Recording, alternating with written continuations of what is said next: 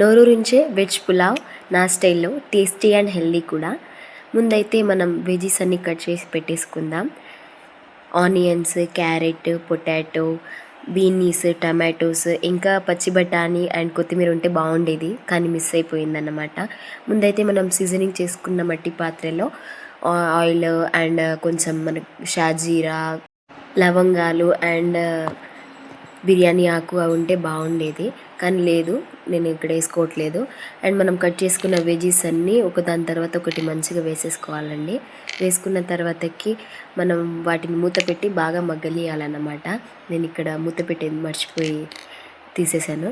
So మనకు తగినంత పసుపు, జింజర్ గార్లిక్ పేస్ట్ అండ్ మనకు చిన్నపిల్లలు ఉన్న వాళ్ళైతే మనం కొంచెమే కారం వేసుకోవాలండి, వాళ్ళకు స్టమక్ అప్సెట్ అయ్యే ఛాన్సెస్ ఎక్కువ ఉంటాయి.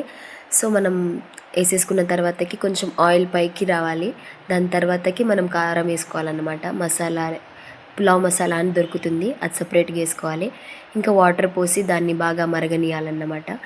మరిగించినాక మనకు ఏదైతే బాస్మతి బియ్యాన్ని ఇక్కడ వేసుకుంటున్నాను.